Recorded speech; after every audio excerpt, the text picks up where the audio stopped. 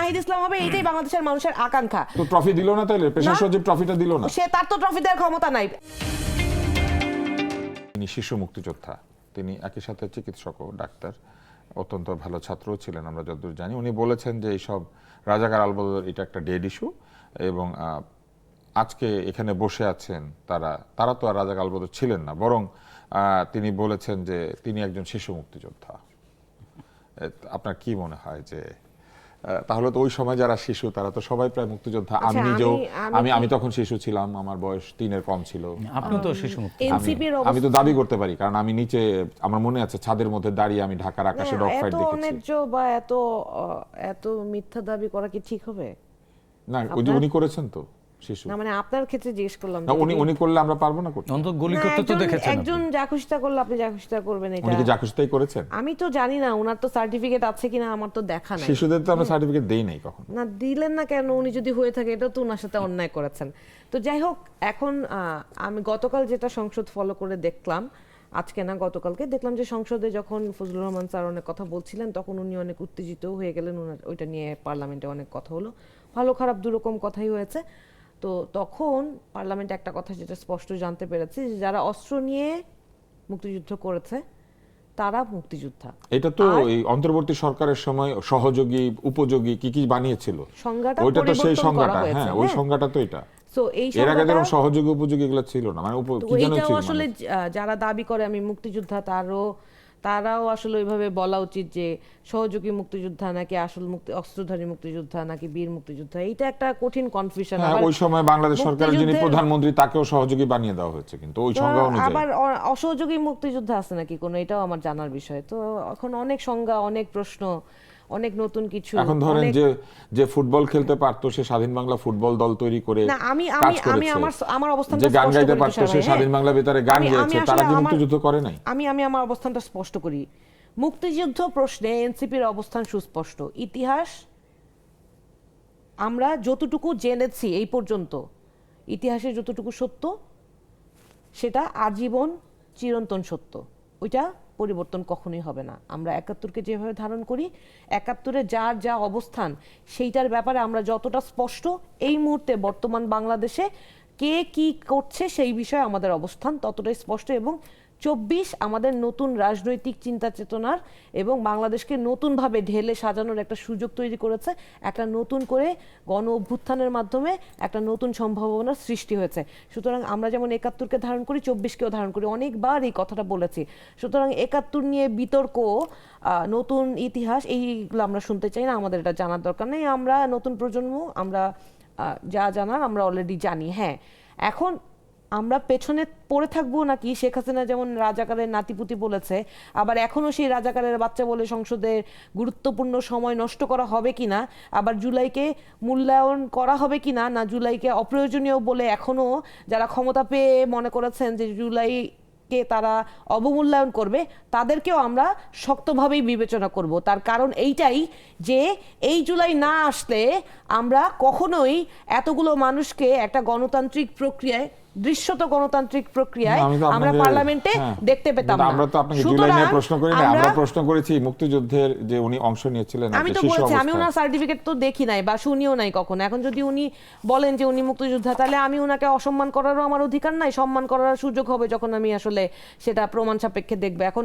সংসদের সমস্যা যেটা হয় যে ধরেন অনেকে অনেক কিছু বলেন, যেটা এইটাও স্পিকার সেদিন বলেছেন যে কেউ কারো ব্যাপারে কোনো কিছু দাবি করলে সেটার ক্ষেত্রে প্রমাণ দিবেন। যেমন আজকে আমি যেমন, আচ্ছা ঠিক আছে, সংসদে যে ধরেন ছোট ভাইয়ের কথা মেনেছে, যে কথাটা হচ্ছিল সুবিধার ব্যাপারে, যে সবাই মেনেছে, নাহিদ ইসলাম পার্লামেন্টে দাঁড়িয়ে স্পষ্টভাবে বলেছে আমি একজন জনপ্রতিনিধি হিসেবে মানুষের ভোটে পার্লামেন্টে গেছি, আমি ছোট বলে আমি দাবি করছি আমার কথা মানতে হবে এমন কোনো কথা নাই। তুমি তোমার এলাকার প্রতিনিধি, আমি আমার এলাকার প্রতিনিধি। আপনি আপনার এলাকার প্রতিনিধি হিসেবে জনগণ আপনাকে যতটুকু দায়িত্ব দিয়েছে, আপনার যে কমিটমেন্ট, সেই কমিটমেন্টের জায়গা থেকে আপনি কাজ করবেন। আপনি অমুক তমুককে ছোট ভাই বলে মেনে নিলাম, এই ধরনের কথা বলা এটা খুবই অদায়িত্বশীল কথা।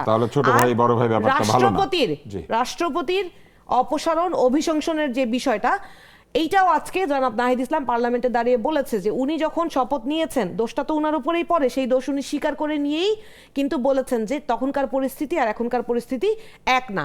আপনি আমাকে যদি জিজ্ঞেস করেন, আমি জানি যে ওই সময় রাষ্ট্রপতির কাছে শপথ নেওয়ার বিষয়ে যেই প্রশ্নটা উঠেছিল, তখন বিপ্লবী সরকার গঠন করলে এই সংবিধানও থাকে না, এই রাষ্ট্রপতিও থাকে না, এবং যেখানে বাংলাদেশের প্রধান খতিব থেকে শুরু করে প্রধান বিচারপতি সবাই পালিয়ে গিয়েছে, সেই জায়গায় কেউ পালিয়ে গেলে তো আর সংবিধানের দোষ না। সেই জায়গায় এই রাষ্ট্রপতিরও ওই চেয়ারে দায়িত্বশীল জায়গায় থেকে যখন তার জনগণের পাশে দাঁড়ানোর কথা ছিল, জনগণের পক্ষে এক শব্দ বয়ান তার মুখ দিয়ে শোনা যায় নাই, তাকে রাষ্ট্রপতির সম্মান দেওয়ার কোনো অর্থ আমি দেখি না। কিন্তু তাকে ওই সময় অভিশংসন না করে বা তার পদ থেকে তাকে অপসারণ না করে তার কাছে শপথ নেওয়াটা যে পরিস্থিতি, সেই সময় বিএনপির প্রস্তাবনা অনুযায়ী এই 106 আর্টিকেল 106 সংবিধানের 106 এর আন্ডারে বিচারপতিগণের কাছ থেকে আমি অলিক বলছি শব্দটা, তো আপনারা তো অলিক এখানে সাজেশন নিয়ে, তো ওইখানে তো সেই সমস্ত সাজেশন ছাত্ররা উপস্থিত অনুযায়ী ছিল। বলছি, কোথায় ছাত্ররা কি কোনোদিন বলেছে যে ওই সাজেশন নেওয়ার সময় বিচারপতিদের আমরা দেখেছি? তো আপনারা এই আমি বলছি আপনাকে, ছাত্ররা উপদেষ্টা ছিল না আমি বলছি তো, এই সরকারে? বিএনপির প্রস্তাবনায় বিএনপির ওই যে ছোট ভাই বড় ভাই বললেন, এই যে বড় ভাইকে সম্মান দিতে বরং গিয়ে বিএনপির কেউ সরকারে ছিল বড় না। ভাইকে সম্মান দিতে গিয়ে এইটা তো একদম সম্পূর্ণ ভুল কথা। বিএনপি এই যে ইউনূস সরকারের কথা বলছেন, একটু আগে ভাই বললেন, এই doctor Mohammad Yunus, he is the biggest gamer of the century. কেন বলছি? আমি বলছি উনি যে এই শব্দটা বললেন, আমরা তার নিয়োগকর্তা, আমরা এইটা আমরা সেটা, উনি করেছেন কি? উনি আমাদের কাছে বন্দুক রেখে গুলিটা উনি করেছেন। উনি করেছেন কি? উনি আমাদেরকে বলেছেন, ওই যে যাহা বলি তা ভুল করে বলি, আসিফ মাহমুদ সজীব ভুঁইয়া কিন্তু বলেছেন যে তাদের ইচ্ছাতেই নিয়োগটা হয়েছিল।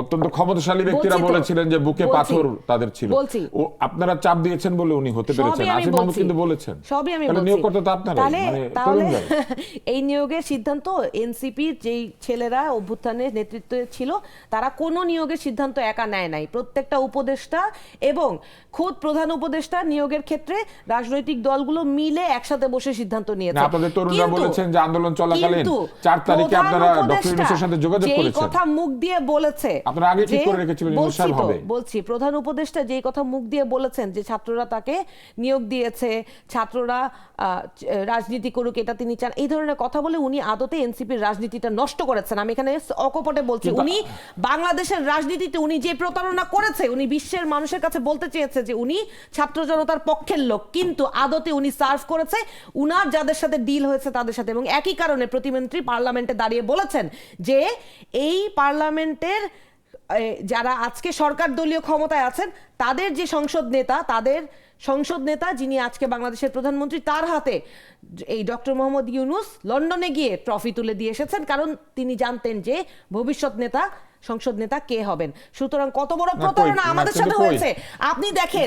সারা বাংলাদেশের মানুষকে এই যে মুখে সুন্দর সুন্দর বুলি দিয়ে বোঝানো হয়েছে যে এই যে আবার বলি, যাহা বলি তাহা ভুল করে বলি, তো আপনি দেখেন, যাহা বলি তাহা ভুল করে বলি না, যাহা বলি তা প্রেসার সচিব জনাব শফিক, প্রেসার সচিব, উনি বলেছিলেন যে যেদিন নাহিদ ইসলাম পদত্যাগ করেন, উনি একটা ছবি দিয়ে পোস্ট দিয়েছিলেন। সচিব বললেন? সরি, প্রেসার সচিব কি? সরি, প্রেসার সচিব। হ্যাঁ, উনি যে প্রেসার গ্রুপ বলেছিল, সবাই যারা মত করে তারা প্রেসার গ্রুপ। আপনি আজকাল খুব ইন্টারেস্টিং নাম দেয় তুষার ভাই, আমি দেখলাম অনেক আগে দিয়েছি। এখন যেটা বলছিলেন, উনি কিন্তু ছবি সহ পোস্ট দিয়ে বলেছিলেন যে উনি নাহিদ ইসলামকে মধ্যেই দেখতে পাচ্ছেন ভবিষ্যতের প্রধানমন্ত্রীকে। হ্যাঁ, এটা তো মানুষের, সেটাও কি ভুল ছিল? সারা বাংলাদেশের মানুষ আজকে নাহিদ ইসলামের বক্তব্যটা আপনি শুনবেন, আপনার যদি নাহিদ ইসলামকে সাজেশন দেয়া থাকে, ট্রফি একদিকে লন্ডনে গেল, আরেকদিকে এখানেও তো দিল। আপনি সরকার তৈরি না হলে নাহিদ ইসলাম এক দফার ঘোষক। নাহিদ ইসলামের ডাকে রাজনৈতিক ব্যানার ছেড়ে সর্বসাধারণ তাদের নিজ ঘর থেকে 5 তারিখ বের হয়ে এসে এই স্বৈরশাসকের পতন ঘটিয়েছে। সুতরাং আমার উত্তরটা শেষ হলো, সময় দিব। প্রধানমন্ত্রী নাহিদ ইসলাম হবে, এইটাই বাংলাদেশের মানুষের আকাঙ্ক্ষা। তো ট্রফি দিল না, তাহলে প্রেসার সচিব ট্রফিটা দিল না। সে তার তো ট্রফি দেওয়ার ক্ষমতা নাই। আজকে পররাষ্ট্র সাবেক যে উপদেষ্টা, উনি পররাষ্ট্রমন্ত্রী হচ্ছে বিএনপি সরকার। যাহা বলি তাহা ভুল করে বলির মধ্যে থাকি।